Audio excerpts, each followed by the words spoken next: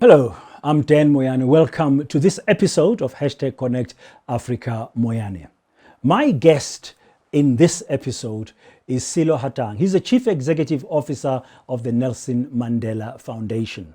I've known him for some time, even long before he was Chief Executive Officer. I used to admire him when he was a spokesperson of the foundation, working in the front line in the media, seeing this young man being part of this great foundation. In my view, one of the greatest foundations bestowed upon the continent of Africa. In this first part of our conversation, I'll be finding out a little bit about his journey. Where is he from? How does he get to the foundation? Later on in our conversation, I'll be delving deeper just to get some leadership insights. After all, he worked for quite some time alongside one of the world's greatest icons, Nelson Mandela. Ntate Hatang, welcome to Hashtag Connect Africa Moyane. Thank you very much for being here. Thank you very much for this opportunity. Who's Sello Hatang? Sello was born in the northwest, a small township called Kuma, Stelfontein in Klerksdorp. That's a mining town. Mining town, yeah. In fact, speaking of mines, I remember that the issue of unemployment for me hit home around 1994. It could have been when 1995, when one day you saw many men just at home because some of the mines had closed down. And I remember thinking, this is odd, because Bontateba used to just be going out to work, and suddenly they are no longer working. So I come from this little town, born of a single parent. My mom had 6 kids, lost 4. That's why I always say that I'm born of a tough woman, because having had 4 of her kids, just one after another. And now the last 2, it's I'm the 5th, and the last born, who is a girl. So it's the 2 that are left. She was illiterate, but absolutely loved education. She was one of those people who just, it didn't matter what you were suffering from. I've got a throat issue, you must go to school. Because I think she knew the value of education. She knew that it could liberate us from poverty, and that's what it ended up doing for me, at least that I could turn the wheel for her and the rest of the family.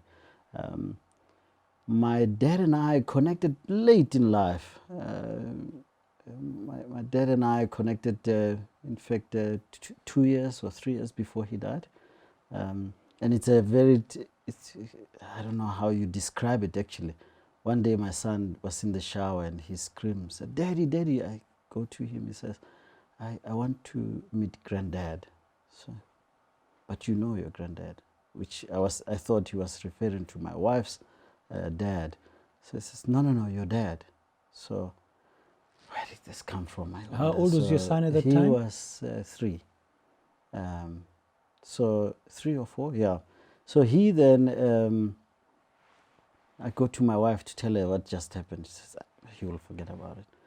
A few weeks later, again in the shower, he says, Daddy, don't forget that little issue.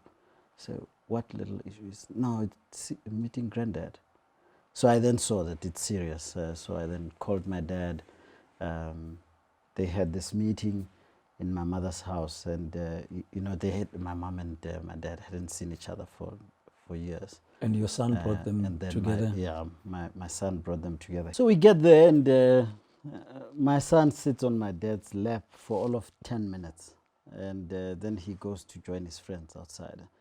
So I run outside to say, dude, but you brought my dad here, so you're going to have to connect with him. He says, no, but I did that. And as he says, I did that, he's gone to play. And to date, I'm still grateful for that day. Because you had never thought about meeting up with your dad at any point. A couple of questions come to mind when you relate the story, and I don't want to lose track of them. We are told by psychologists that boys need their fathers, that some of the problems we face in society today is because we have absent fathers. and you need both parents, and fathers play an important role. Growing up without a father in Stilfontein must have been very hard for you. It was, and it was one of those things that you end up just having to find other father figures, I guess, in order to just make sense of the world that surrounds us. And I was lucky that every time I had a father figure who would kick in, whether it be an uncle, or even when I got to university, I got adopted by a couple families, and I could see how fathers would behave in their homes. So one kind of made sense of the world as it is because of the circumstances you found yourself And in. mining towns are very hard, just by their nature, Generally. very masculine in nature. They're not easy environments. Yeah. It must have been tough as well growing up there, and you have a younger sister and a single mom who's working very hard, who's pushing you to get educated. Yeah, and one of the things that I remember so clearly is how my mom would wake up so early, before crack of dawn, she's gone. So should come back late-ish, around 6-ish. She comes back home, and one is taken to moments where you can see with a look in your mother's eye that today there's not going to be food, for example. So you kind of knew how she carried herself, her demeanor, that today we don't have any hope of food. And stuff like that then built character, because you wear it as a badge, not of honor, but of knowing how to then share later, how to become a better human. And one tried to then be that, emulating your mother, as it were. Was your mother a domestic worker? She was a domestic worker. And I love gardening, as you know, and I think that came also from having to go with her to work. Yeah, we see your pictures you post on your platforms with all these beautiful flowers and plants and insects.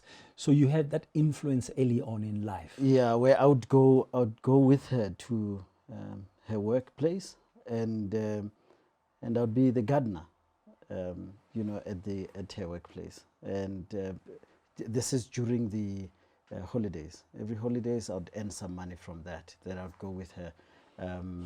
So at that period also kind of sharpened me to love nature, because I remember I'd be looking forward to that time. What was your dream? I mean, most of us growing up in apartheid South Africa, we knew that practically your education options are limited to certain subjects and certain academic qualifications by nature of racial segregation that was in this country.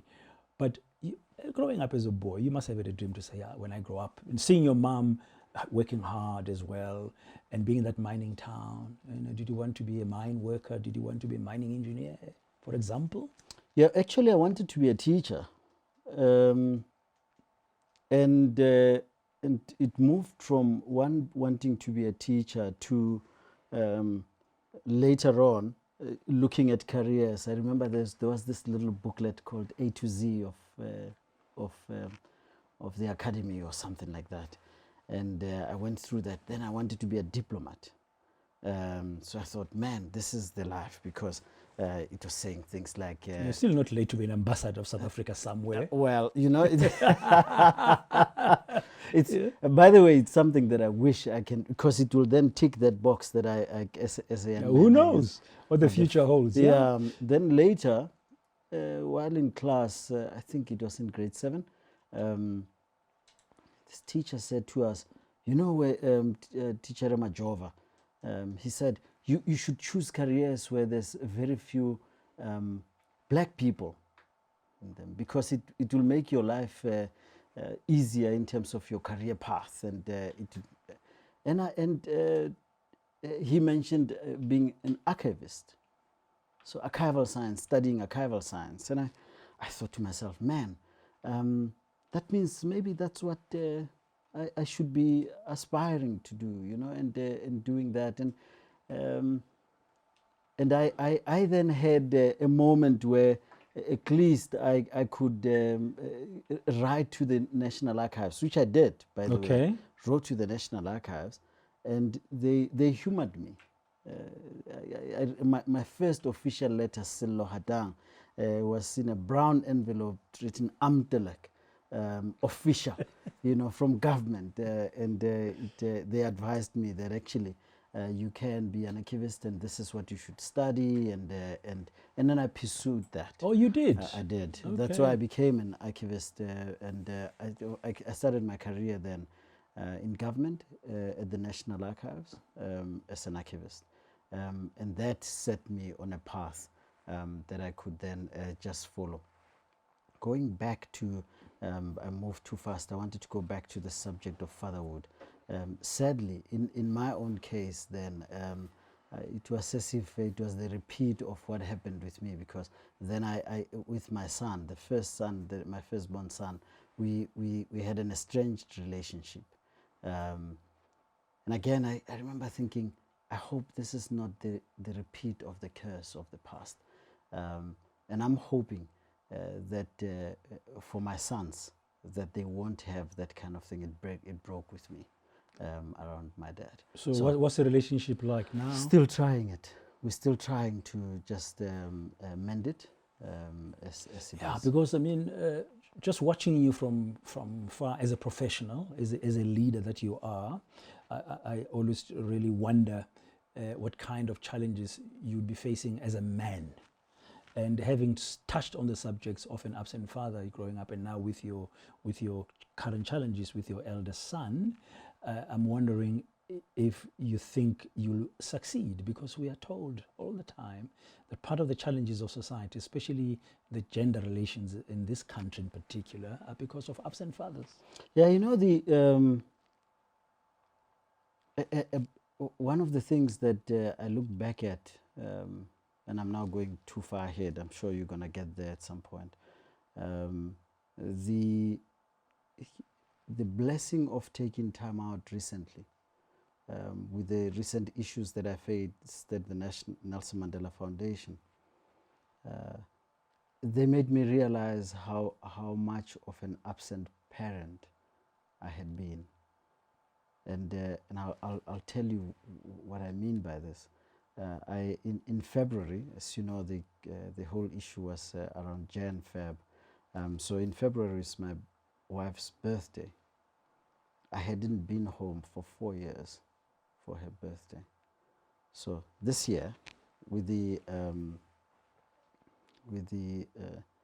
leave of absence that I took, I had this lovely, relaxed dinner with the family, and my daughter turned to me and she said, "Dad, we're talking about how nice it is to have you at home for Mom's birthday.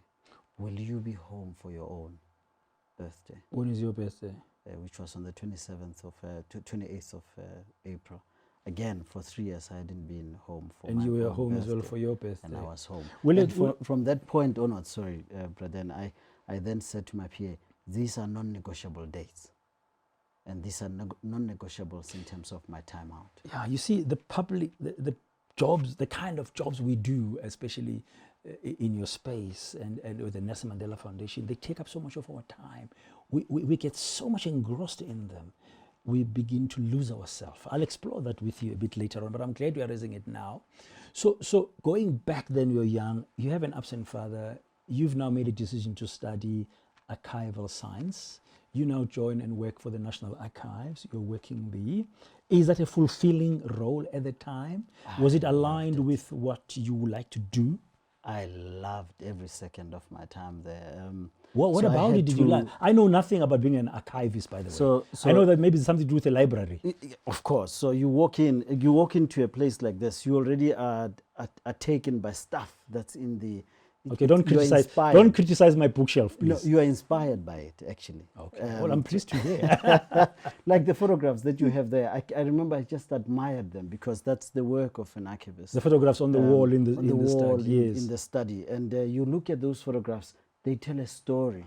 And you try and it's like a tapestry where you take pieces, you just weave them together and they tell a story of a person. So that was the fulfilling bit. But one of the projects, or two projects that I did while I was there, you asked what was so fulfilling about it, was that we were given a collection of the Namibian archives, Southwest Africa, as it was administered by South Africa under apartheid. It was colonized by South Africa. The Namibians will tell you that. It was an amazing collection. Just opened my eyes to the world called apartheid, how the governor operated, how they would just segregate people, and all that. You go through, you get engrossed in this archive that you go through it, and you have to describe it so that it's now been taken back. We were repatriating it back to Namibia. So you know a lot about the history of Namibia. I do, as a result, and that archive then went back home to Namibia. And the second one was when I was seconded to work with the Truth and Reconciliation Commission.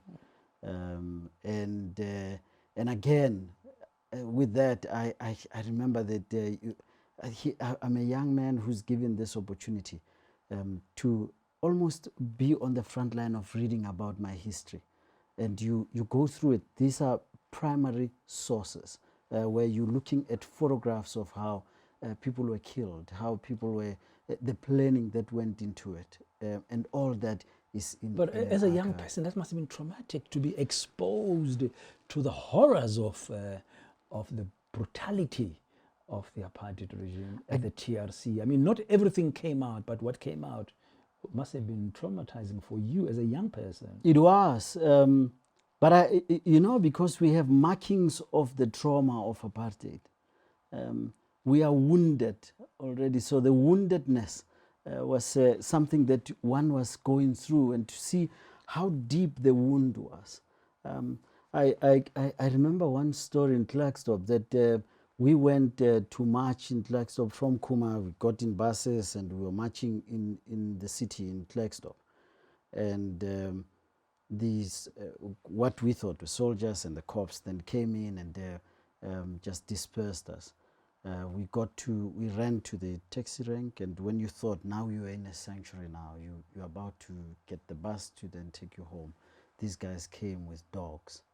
And this memory of this dog just tearing this old woman apart, who was not part of the march. This was a march of students, and these guys just let go of their dogs, and the dogs just went in.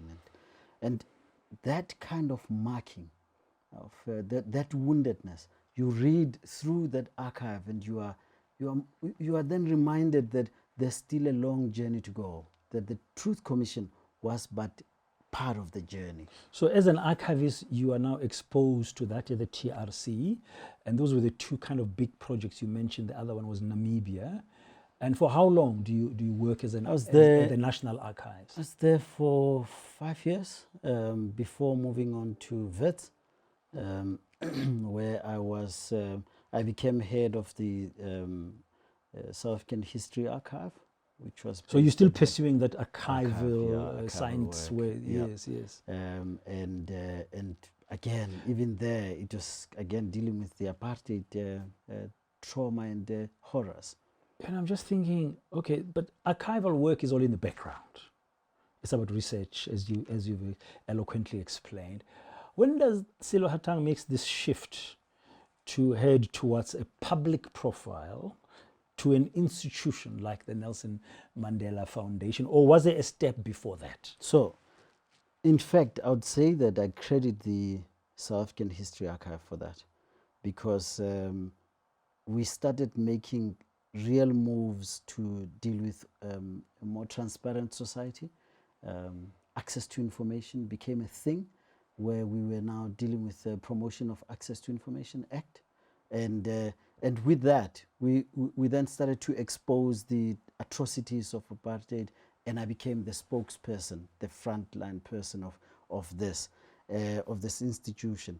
Moved from that. Well, was that by design, or just you were there at the same time and you were the best eloquent guy in the team at the time, or was it a deliberate move?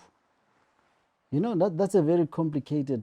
If you ask me, my ego kicks in and it says it was planned. Well, we all get our egos, you know. Yeah. But I think it was being at the right place at the right time. where Okay. It was meant to be. It was meant to be, and from there, then the South African Human Rights Commission then saw something special in me, and I got a call to say there's an opportunity here for you to be the head of the director of our communications, and moved over to the Human Rights Commission. Did that for about 5 to 7 years. What year? What years? Can you just give us the So period? this is 2004 through to 2008. So, and while I was there, At the Human with Rights your Commission. history at the Human Rights Commission, with your history with Mozambique, 2008, we then have those attacks, huge attacks of non-nationals. And I remember just going to GP Town, GP, and there was a tented thing there that was built for people who were displaced. And the horror of what I saw just got me to think, no, I think I've done this enough. So I then signaled to the Human Rights Commission that I wanted to leave. And they said, no, maybe it's just a phase. It might be just you are depressed by what you saw. Take just a month maybe. And in that period, I got a call from the Nelson Mandela Foundation. Okay, that will be the next part of our conversation with Sello Hatang. Now that he's shared with us the early part of his journey as a youngster, as a boy growing up in the mining town of Stilfontein near Klerksdorp in the northwest province of South Africa.